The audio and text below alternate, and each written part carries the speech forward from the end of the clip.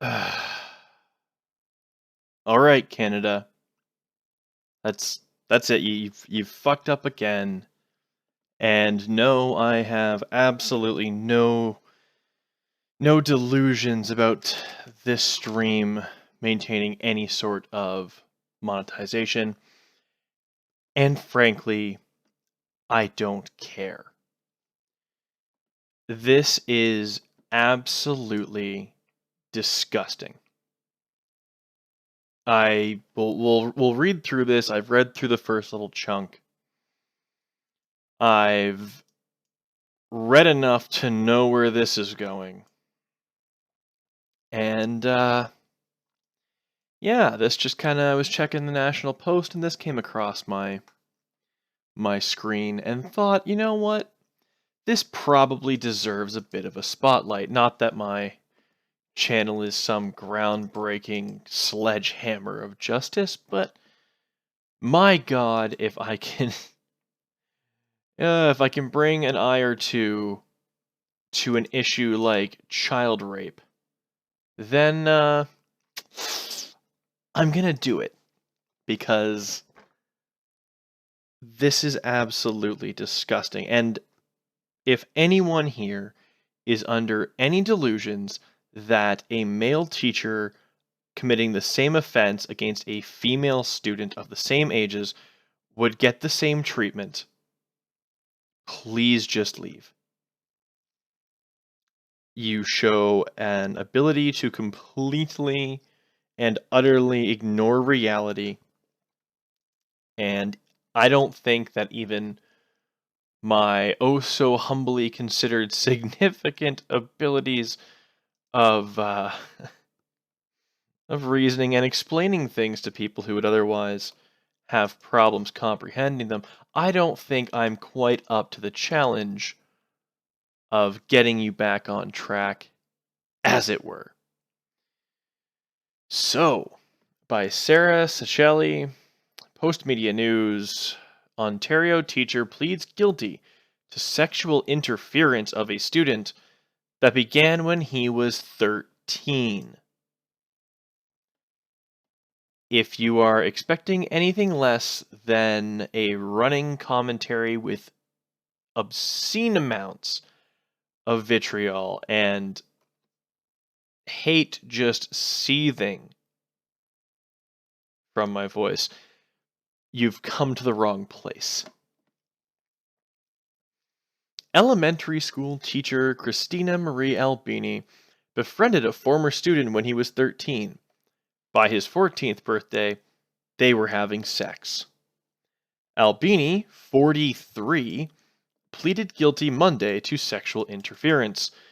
Other charges, including sexual assault, luring, possessing and accessing child pornography, and making sexually explicit material available to a child under the age of 16, are expected to be withdrawn at her sentencing hearing next month. I will set an alarm for that date and fill you guys in when that rolls around. The former Christ the King teacher is facing a mandatory minimum sentence of 1 year in jail, said her lawyer Patrick Ducharme, after Albini's court appearance Monday. Ducharme declined to say if he will make a bid for Albini to serve her sentence on house arrest. That will probably happen. That bid will probably occur. Whether or not she will be granted it, I don't know, but I would not be surprised if she got it. Court heard Albini would pick up the boy in her purple Dodge Challenger and take him back to her South Windsor home for sex. She bought him a cell phone they used to exchange explicit messages and arrange rendezvous, and told him to hide it from his parents. So at the very least, we can't go on the whole thing of, oh, she just didn't understand that what she was doing was wrong. Assistant Crown Attorney Eric Costaris read in the court below how Albini came to be arrested on July 18th, 2016. On that day, the boy's mother had discovered the cell phone. Looking through it, the boy's mom found sexually explicit messages sent through WhatsApp and Kik. The woman called police and Albini was arrested the same day, Costaris said. In the messages, Albini was simply Chris. A court-imposed publication ban prohibits disclosing the boy's identity. Good, I'm sure it'll be fucking bad enough in his own town to have to deal with this. In one message, Albini referred to going to yoga. She sent nude photos of herself from the studio. Police got records from the business which showed Albini would have been in attendance that day. Police found receipts for items Albini purchased for the boy, in addition to the secret cell phone she bought him an Xbox, a bracelet, and clothes. I don't know where this Xbox was being housed, but I do know that if I came home with anything as a kid that I didn't have after leaving the house, my mother would be, well, a little bit confused and she'd have some questions. Much less hiding a fucking... Anyway, not at all the point here. The boy was able to describe the interior of Albini's home and how she would pick him up around the corner from his house, not to raise suspicions. Albini would promise to be quick and have him back before his mother gets home, Kostara said. Oh, how nice of her to be that considerate. The boy told police Albini befriended him in July 2015 when he was in grade 7. At first, he saw Albini as a mother figure, the court heard. So it's not bad enough that she was a former teacher of his. It's not bad enough. No. There's that fiduciary duty. No. She interjects herself as a maternal role model and further abuses this boy's trust. But soon they were professing their love for each other and exchanging sexually explicit messages. Their first sexual encounter involved oral sex in Albini's home in February 2016. The boy was only 13.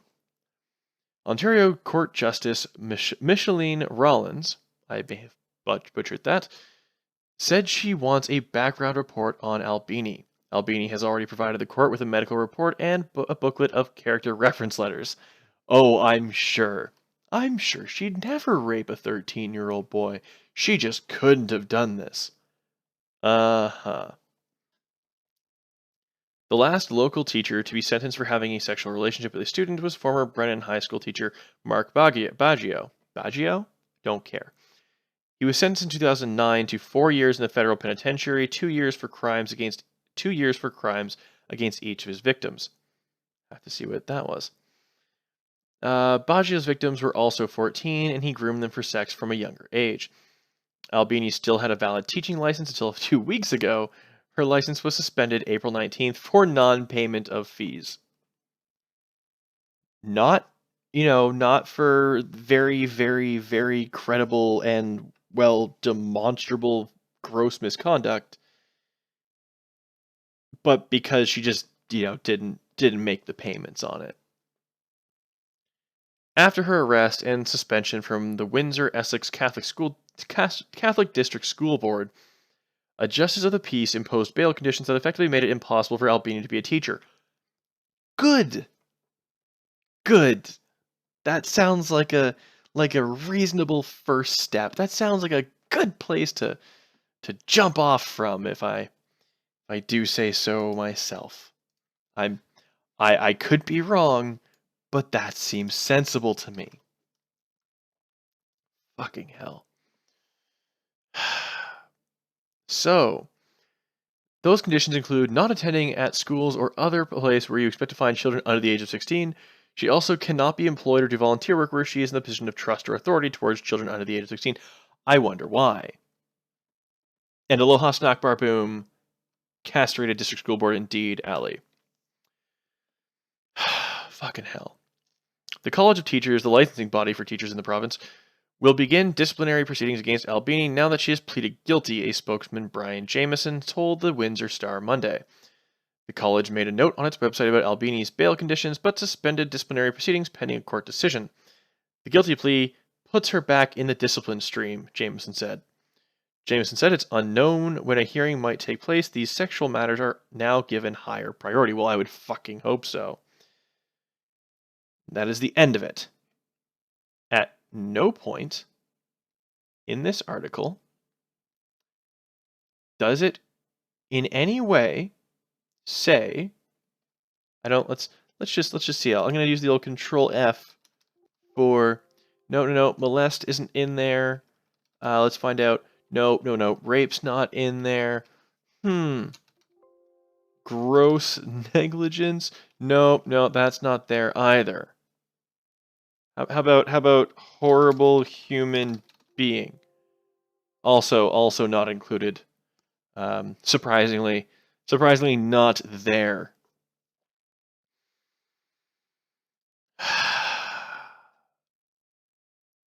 Look, I know that there's going to be those people out there who make the South Park reference, who make the nice little bit back and forth, and that's all well and good. Shit post to your heart's content. Yeah, Ellie, it's like she didn't even do anything. It's like she didn't do nothing. It's as if she just man, like it was an accident. Like she tripped and he fell, dick first into her. Like it's like nothing really happened. You know, she just sexual interference. That's all. It was just sexual interference. Okay? You want to know what sexual interference is? Sexual interference is like when your roommate knows that you've brought your girlfriend home for the night and you've already made the arrangement, like, dude, like, here's like however much money you need. Go to the bar, go have some drinks, go out, have fun. I don't need you or want you around the house tonight. I got a lady friend coming over. And he takes your money, goes and spends it on something, then immediately comes back and like bums around the fucking room and refuses to leave. Just completely cock blocks you to the extreme. That to me, all right, that is sexual interference. You interfered with my ability to get sexual. Sexual interference is not raping a 13 or 14-year-old boy. Now maybe that's just me. Maybe I'm just not progressive enough and I don't understand those pedosexual individuals. Whistle holding sexual interference, 10-yard penalty, redo first down. I read that as pedo first down, the bit there. But like and again, with the whole South Park thing, I get it. Some people are gonna claim, well, the boy probably wanted it, yada yada yada, but I'm like, to the same extent, are the people who are gonna make that claim the same kinds who would go like, oh, you can't say that she was dressed that way, or she was acting and hands all over the person. No, she didn't. That didn't mean she wanted it. You got to pick one. You have to select an option. You can either claim that a victim of rape was pursuing it and knowledgeably doing so, or you can drop that right at the fucking door and get a grip on reality. Newsflash to anyone who is not all there. Oh, Allie, if the teacher was a guy, yeah, I covered that right off the break. It does mention in the article that some teacher, Baggio, Mark Baggio? Mark Baggio, sentenced in 2009 to 4 years in the federal penitentiary, 2 years for crimes against each of his victims. So, I don't know what those crimes were. It says Baggio's victims were also 14 and then they were groomed. So I don't know what the exact offenses were. Either way, yeah. If the student was a guy, it'd be progressive. Well, unless it was Milo. But just it makes me sick. It makes me sick because they have demonstrable evidence of her. Well, basically, the sexual interference that she's pled to would be like the messages sent. And she's even managing to dodge the quite obvious and like normally when a plea bargain is given or offered, when a plea deal is made, the prosecution will stack up a whole bunch of charges that they think could stick, right? A whole bunch of things they can technically charge the person for to intimidate them. It's the same reason you'll get about like a million different fucking citations for a traffic violation, right? So they'll try to plead you down, so they get a conviction, they get the fine, and then they're good to go. They will stack up the Allie. I don't have to explain it to you, but For people who may watch this stream in the future, yeah, they'll basically charge you the whole lot to try and be like, oh, look at all the stuff you're facing. Wouldn't it be great if you only had to plead guilty to a couple of these things? And overall, basically, it gets a conviction, so they can say, oh, well, we got a conviction overall in this case. It usually saves the court time and money in that they don't have to pay people to preside over that case forever and ever and ever, as long as it drags on. And they're usually offered when there's some uncertainty of getting a conviction on the larger things. So you might get charged with murder or something and plea out to like involuntary manslaughter or something. And it's the old haggling thing. They highball you. They come in overpriced, and then when they come down to the price they wanted to get in the first place, you think it's a deal. That sort of thing. Look, they've got messages on the phone. They've confirmed the fact that it's her, that she sent them from this fucking, yoga studio. It's like, yep, she's in attendance that day. She's, it's obviously taken from there of her, sent to this kid via a cell phone she bought for him.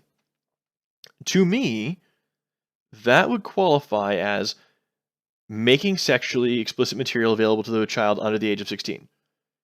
She directly sent sexually explicit material to a child of 13 or 14 years old. At what point do you think there is not an ironclad conviction for making sexually explicit material available to a child under the age of 16? Where? Where is the uncertainty? Where is the necessary plea down from that to something else? Somebody show me that. All right, that is a lock her up, throw away the key, fucking easy conviction right there. That's a goddamn layup. All right, that's a tap in. That's an empty net goal. All right, you would have to be absolutely incompetent or be Derek Stepan to screw that up, and that's a hockey reference that folks watching this might not get. Sexual assault. One message confirming by her own admission that she's, engaged with sexual relationship with him. Was it court heard the LVMA the boy? So I don't know if that's being heard from the boy or not. Possessing and accessing child pornography. Well, I'm sure if you've got the messaging there and if you've got the phone records, I don't think that would be a hard one to get. I don't. That won't be a hearsay issue. That will be a look. We have the digital documentation of it. That we will have the documentation for. Okay. Luring. Suppose it be you if he took the. Let's just say he took the cell phone with him on one of these rendezvous, as they call it, as they're calling them here. GPS data from the phone company, subpoena the phone records, cell phone GPS data. I'm sure that's available. So yeah, they interact at the time. Oh yeah, luring, giving the gifts of the Xbox and clothing and a bracelet. The sexual assault one is the only one where it'd be difficult to prove. That right there is the only one you're gonna have a difficult time proving. All right. And I'm not talking difficult as in like it's a matter of time and filling out paperwork for like subpoenas and shit and having a police report and a court order to get it. That's just like sexual assault in general, unless you're leaving very, very explicit evidence and it's immediately reported, is extremely hard to prosecute. So, like,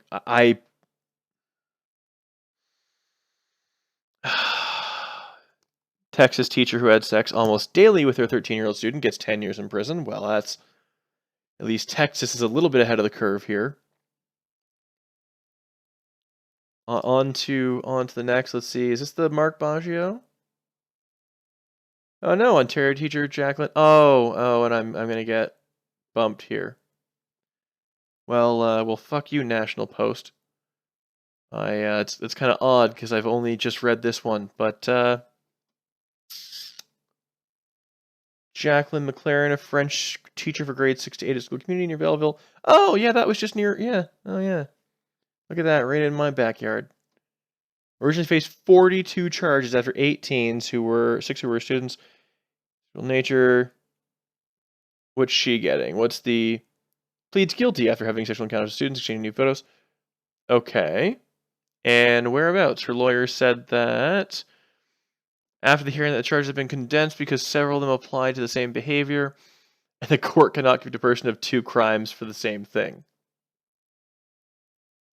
Wow.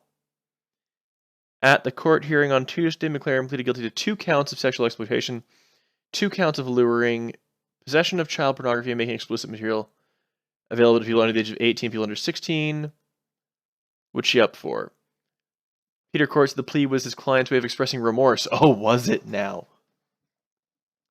Oh my god. Given the nature of the charges, court expects she be sentenced to time behind bars. I would fucking hope so. Court heard that McLaren was blackmailed into sending nude photos of herself after a male student who was using her phone for school purposes in class searched through her personal photos and found one of her exposed breasts. The student showed it to 2 classmates, and after McLaren asked the boys not to tell anyone about the photo, one of them demanded she give him additional photos in exchange for his silence, court heard. One of the teens... So we're going to demonize one of the... Like, this is how this is going to work. It's not her fault, folks. I'm sorry that we're having to, like, skis our way through, like, you know, reading past this thing. Oh my god. One of the teens, none of whom could be identified, said he received photos of her breast and vaginal area through the image-sharing app Snapchat, starting in 2014 when he was in grade 8. Through early last year, court heard he shared those images with 2 of the other complainants. While he was, while he was still 13, and her student, another boy reported receiving similar pictures through Snapchat in the summer of 2014. But the teacher said it was actually a year later when he was 15, so that's okay. He was still a student that was under her care at one point, but it's okay. On a local trail where they drank beers before going back, the guardian angel fondling and kissing. Court heard boys. Oh, sorry, they're thinking she'll spend time behind bars. They think she'll spend time behind bars. Roll this back. See, I can still go back to this one. I guess it allows me to remember which horrible fucking articles I've read. Oh, let's see what we got going on here, shall we? Let's see a little bit of news.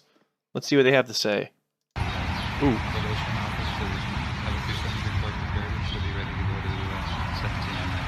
The other offenses that she's charged with were not withdrawn, though? They will be withdrawn. Does she face a jail term with a charge like this? There's a minimum mandatory 1 year in prison, and it goes up from there. She's eligible for... Like, throw on the heels, lady. Dress yourself up. House arrest, though, correct? I don't want to get into what her eligibility is, because we're still discussing that with the Crown. How the fuck? How the fuck could you hold your head high under these... Like, how? What kind of a... Yeah, chin up, you know, smirk on your face, you know, look down, make sure you don't clack your foot off the fucking door. Yep, chin up, straight walk, big confident steps, you fucking cunt. Look at this shit. Oh, I'm fade to black, post media.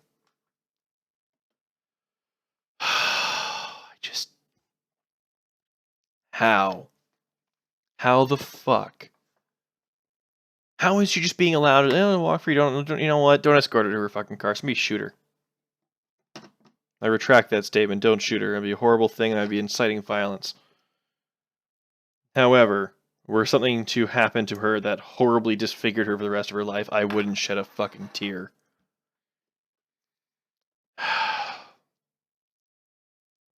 Folks, this is the sunglasses-clad face of evil.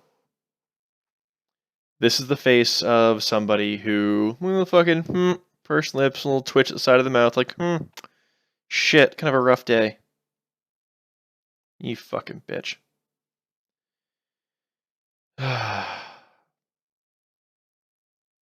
I don't know what else to say, folks. The justice system has failed again.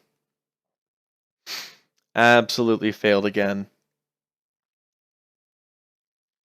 You know, they can. What's this? This all apparently happened over. When was she arrested? So her shit's been over for in basically a year. All right, her shit's done actually in less than a year. And good old, we have people like Gregory Allen Elliott charged with criminal harassment for disagreeing with the feminists on Twitter. That was like 3 years of his life. Can't access the internet, can't do anything like that. Like 3 years, just sidelined. And they can just push this through in a fucking year with a plea deal. I like is like who accepted Crown Attorney? So Assistant Crown Attorney Eric Kostaris. I'm going to presume that he was the one, like, obviously the prosecution's offering, the Crown offered a fucking plea deal. Folks, I would let's see if I can figure out who this Eric Kostaris is. Canadian law list, listing detail. That could be handy. Ah, wouldn't you know? Folks, I'll see if I can throw this in the chat. For anyone interested, you can contact or even email Mr. Eric Kostaris, Assistant Crown Attorney. The Crown Attorney's Office, 5th floor, 200 Chatham Street East, Windsor, Ontario, N9A 2W3, phone number 519-253-1104, no extension listed, fax 519-253-1813, or just email the son of a bitch at eric.kostaris@ontario.ca. This is the mentioned Assistant Crown Attorney read into the court record so essentially he's the only prosecutor I can find in this case. I will look through again. Yeah, Ducharme is her lawyer, and Kostaris is the Assistant Crown Attorney. I can always Crown Attorney for was it Christina? Yeah, yeah, Christina Albini case. Let's see.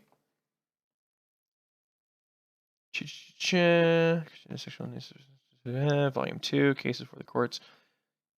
Claire. Yeah. Assistant Crown Attorney Eric Kostaris is the only one I'm seeing here in any of the articles or records. You could, you can send him whatever your heart desires. I am not responsible for your actions. I would recommend people sending him emails, possibly phone calls, handwritten letters, expressing what an absolute piece of human trash he is for extending a plea deal when it was essentially, a fucking layup prosecution, a layup conviction for everything that was listed here except for the sexual assault charge. Like, I get it. You could, take the fucking assault charge, fine. I get that. But, you know what? Feminists want to get upset about somebody like Brock Turner sexually assaulting someone who couldn't provide consent. Well, guess what? Brock Turner didn't have a fiduciary duty, to that person. I'm not saying that makes it right. I'm saying that's one more thing we're adding on here. A 13, 14-year-old, boy or girl, doesn't matter. He's not going to be able to, provide informed consent to sex. All right? She's like buying them Xboxes and fucking gifts and shit. This is,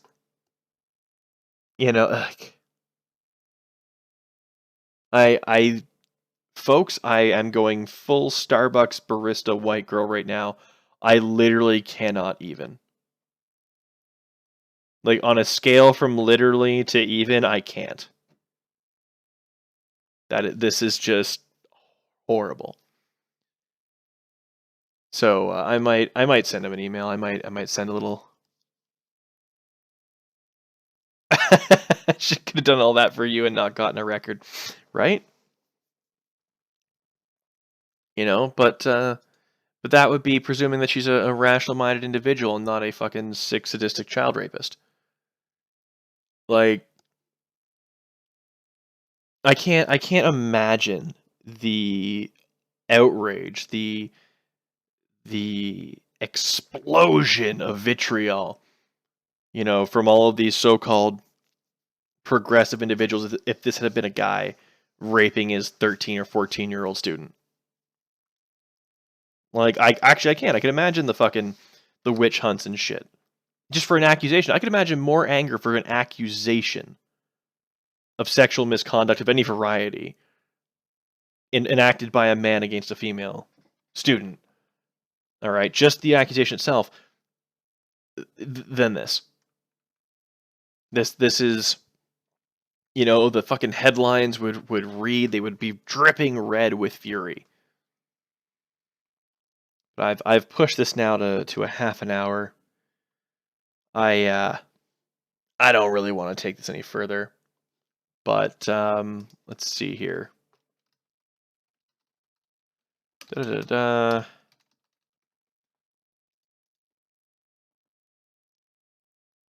Now, I don't want to get the wrong person.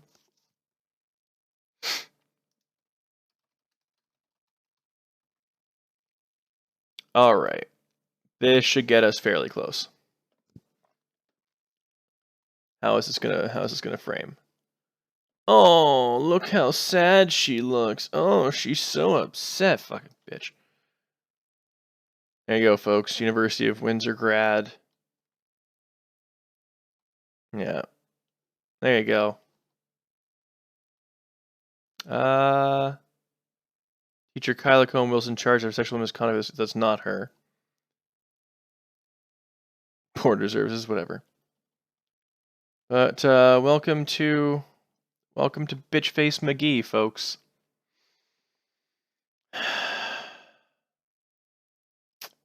Anyway, that's where I'm gonna leave this. That Nightbot should not be there. I'm gonna remove that. My comrade, the streets ran red with fury today. I mean, furries. All the furries. Well, speaking of sexual deviance, this here has been Christina Albini, formerly of Christ the King School in Windsor, Ontario.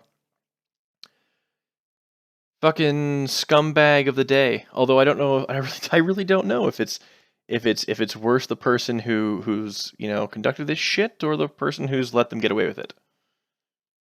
Let's be fair. There was a ironclad conviction waiting to happen. Albini fucking loves her little weenies, all right? Poor kid's probably fucking traumatized, right? He's gonna have to go through life as getting the whole the double standard treatment. All right, folks. Well, thank you for stopping by. If you're watching this video in the future, this may not be a pertinent subject anymore, but in about 1 month's time, I'll check back and see what the sentencing was on this, and maybe we'll see if there was any sort of justice carried out, because it doesn't look like there's going to be much. This has been JT Viper. Have a good night, everybody.